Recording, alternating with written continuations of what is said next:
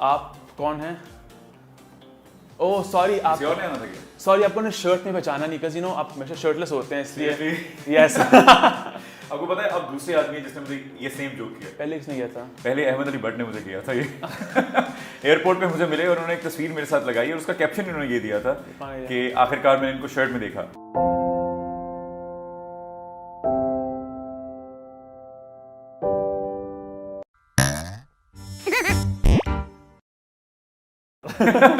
तो ये पाकिस्तान का सलमान खान बनने का आइडिया कब और कैसे आया?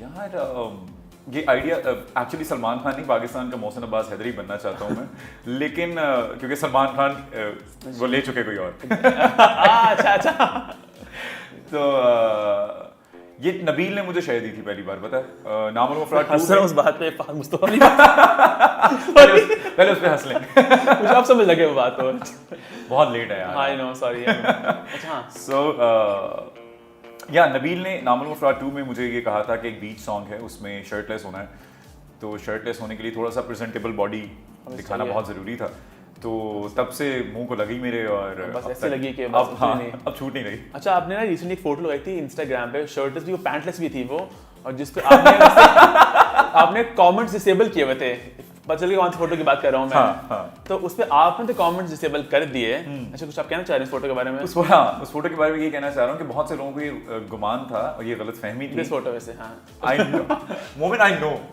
नो मतलब ये फोटो है जी, क्या मतलब मुझे पता लग गया ये फोटो है तो क्यों ये ले अच्छा इस पे आपने तो कमेंट्स डिसेबल कर दिए, बट हमने कुछ अपलोड की गैलेक्सी पे कुछ कमेंट्स आए, तो ये आप जरा कुछ कमेंट्स पढ़ लें जरा, और कुछ आपने इन पे रिएक्शन देना तो आप दे सकते हैं।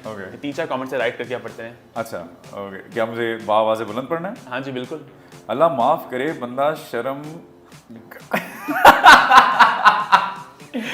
गाही छुपा लेता है, नाव से नीचे खुला है सब, बॉडी ग्रेट है बट एथिकली रॉन्ग। अच्छा यार शर्मगाह छुपी हुई थी वैसे उसमें। देखिए आप जब इंटरनेशनली भी बॉडी बिल्डिंग के मुकाबले देखते हैं तो तब वो इससे भी छोटी छड़ियों में होते हैं। तो मैंने अगर कुछ अच्छा ये पिक्चर खींचने का मकसद क्या था, बहुत से लोगों को ये गलतफहमी है कि आई डोंट ट्रेन लेग्स, बहुत से लोगों को ये गलतफहमी थी, तो ये उनकी गलतफहमी दूर करने के लिए कि मैंने शायद अपर बॉडी की सिर्फ वर्कआउट किया है और मैं लेग्स ट्रेन नहीं करता, तो आई डू ट्रेन लेग्स, तो ये उनको एक जवाब था। तो शर्मगाह छुपी हुई है इसमें। शर्मगाह का मुझे भी पता है क्या होती है यार, मतलब क्या हो गया, और भी हैं शर्म नहीं आती इसको, लेग्स पर वीट ही लेग्स पर वीट लगा लें, ये लेग्स पर वीट ही यूज कर ले। अच्छा भिजवा दें यार, मैं बिल्कुल कर लेता हूँ, साथ में कतरीना कैफ को भी भिजवा दें। सॉरी टू से बट ये भी पहनने की क्या जरूरत थी। ऐसे ही लोगों के लिए लाइन है कि कोई शर्म होती है, कोई या होती है, कोई शर्म होती है। साद रफीक साहब ने एक लास्ट इसके बाद पढ़ें। यार मेरे जैसे लोगों को क्या होता है, ये पहनने की क्या जरूरत थी। हाँ मैंने सोचा लेकिन फिर मुझे लगा कि नहीं यार, बस ये लास्ट है ये कैसा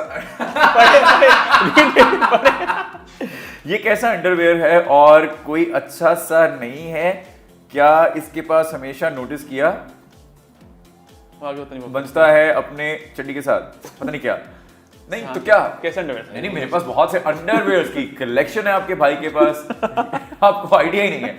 तरह तरह के दीदा से रंगों में भी दस्तयाब हैं, और फूलों वाले और प्रिंट्स वाले और सुपरमैन वाले, हर तरह के।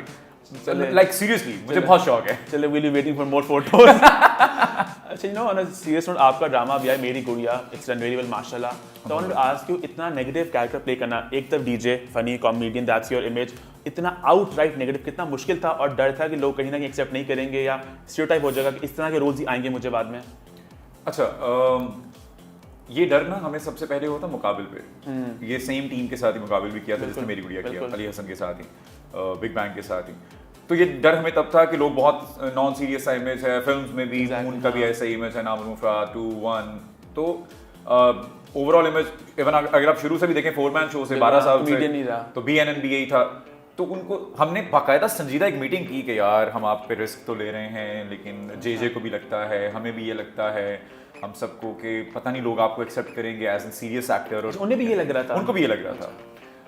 लेकिन मुझे भी पर्सनली फिर उन्होंने इस डाल दिया इस थॉट में कि अच्छा हाँ यार पता नहीं ऑडियंस किस तरह लगी, लेकिन थैंक गॉड कि क्योंकि देखें कहीं ना कहीं मैं एज सीरियस एक्टर ही स्टार्ट कर चुका था जब मैं थिएटर करता था, तो ये इत्तेफाक ऐसा हुआ कि अभी तक कोई सीरियस रोल मिला नहीं था, तो उसके बाद फिर, लेकिन अगर हम स्पेसिफिकली मेरी गुड़िया की बात करें तो मेरी गुड़िया एक्चुअली बहुत इंटेंस रोल था, जो कि शायद करते हुए मुझे भी 10 बार सोचना पड़ा, लेकिन मोमेंट किसी को तो करना ही था ना यार। मतलब वो इतना एक जिम्मेदारी वाला रोल था। मैं हमेशा कहता हूँ कि वो ड्रामा नहीं था, वो एंटरटेनमेंट से हटके कुछ था, क्योंकि उस ड्रामे में सिर्फ चाइल्ड अब्यूज की बात नहीं कर रहे हैं हम, वुमेन एम्पावरमेंट की बात कर रहे हैं, रॉन्ग मैरिजेस की बात कर रहे हैं, अगर ऐसा कुछ हो जाए तो रिएक्ट कैसे करना है फैमिलीज ने, उसकी बात कर रहे हैं। तो उसमें बहुत कुछ था, तो एक बड़ा रिस्पॉन्सिबल ड्रामा था वो, बिग बैंग की तरफ से भी, ARY की तरफ से भी, और जाहिर है डायरेक्टर की तरफ से। अच्छा हो गया माशाल्लाह। तो अच्छा, ये अदर अमल लश्कारा दो वो बड़ा अच्छा स्टार्ट हुआ, बट टुवर्ड्स द एंड वो पता नहीं थोड़ा सा गुमराह, अजीब सा ही हो गया, थोड़ा गुमराह हो गया वो। और लोगों ने इतना पसंद भी शायद नहीं किया एंड पे जाके। मुझे याद है आपका एक बड़े मजे का फेसबुक पोस्ट आया था, मुझे याद है, अब मुझे मिला नहीं, वो डिलीट कर दिया शायद आपने, कि यू रोट के मुझे प्रमोशन में यूज नहीं कर रहे, पता नहीं क्या हो रहा है, आई फील चीटेड और समथिंग ऑफ दैट सॉर्ट। तो क्या हुआ था वो? अच्छा, एक तो लश्कारा जफर मिराज साहब का ही लिखा हुआ है, it's a very well written play. वो मुझे लगता है कि वो जो टाइमिंग चेंज होते रहे उसकी वजह से ऑडियंस जो है बहुत ज्यादा चेंज, उसकी वजह से ऑडियंस बहुत डिस्टर्ब रही। उसके पीछे वजह क्या थी मुझे आज तक समझ नहीं आ सकी, चैनल की या प्रोडक्शन हाउस की, पता नहीं क्या वजह थी, लेकिन उसकी टाइम इतना शफल हुआ।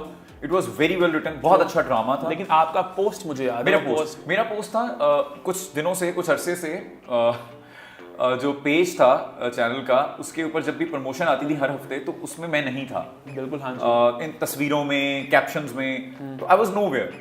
तो मुझे एहसास होना शुरू में मैंने नोटिस नहीं किया, मैंने कहा ठीक है, हर एपिसोड की एक अलग प्रमोशन होती है, उस एपिसोड में क्या हाईलाइट होती है उसके हवाले से होती है। I understand this. लेकिन फिर मुझे लोगों ने भी कुछ कहना शुरू कर दिया कि यार पिछले काफी हफ्तों से आप नहीं है प्रमोशन में, क्या मसला है? तो मैंने कॉल की डायरेक्टर साहब को, उन्होंने कहा हम तो ड्रामा बना के भेज देते हैं, तो आई डोंट नो कि चैनल का क्या सीन है। तो फिर चैनल पे मैंने कॉल की एक साहब को, उन्होंने नहीं उठाया, तो मैंने प्रोडक्शन हाउस से पूछने की कोशिश की, उनसे भी राब्ता ना हो सका। तो फिर मुझे मेरी बहुत कम हटती है, तो फिर मेरी हट गई एक्चुअली। तो फिर मैंने स्टेटस लगाया कि आई हैव नो क्लू कि इस क्या चल रहा है, मुझे इंटेंशनली इससे दूर रखा जा रहा है या क्या इनके इसके पीछे स्ट्रेटजी है। तो वो पोस्ट पढ़ने के बाद फिर मुझे चैनल ने भी राब्ता किया, फिर आला हुकाम ने भी राब्ते किए, फिर प्रोडक्शन हाउस ने भी राब्ता किया कि नहीं ऐसा कुछ नहीं है, वैसा कुछ नहीं है। मैंने कहा ये बात मुझे आप पहले क्लियर कर देते, मुझे पहले बता दें कि क्या कोई आप लोगों का कोई प्लान है इसका, तो मुझे पता होना चाहिए, ताकि हम सब एक पेज पे हों। ऑडियंस को ऐसा लगने लग गया, मुझे मेरे फैंस कहने लग गए हैं कि आप कहाँ हैं, आप क्यों इस तरह से बैकएंड पे डाला जा रहा है। तो मेरी ये कंसर्न था, तो इस वजह से। अच्छा, वो ये सेगमेंट में show called blast in the past, तो उसमें कुछ हमको वीडियोस कुछ दिखाते हैं पास से, आपका कमेंट लेते हैं। आपका तो बहुत ही रीसेंट है और टेक्निकली आपका नहीं है ब्लास्ट, किसी के और का ब्लास्ट है, बट सिंस आप भी इसमें हैं तो आपको मैं दिखाता हूँ, ठीक है? It's from the lux style awards, ठीक है? समझ लगे होंगे क्या होने वाला है। तो ये हुआ है रिसेंटली लक्स स्टाइल अवार्ड्स, ठीक है? Ahad Azam is winning the best actor award, ठीक है? मोमेंट सीरियसली और देखो, मैं तालियां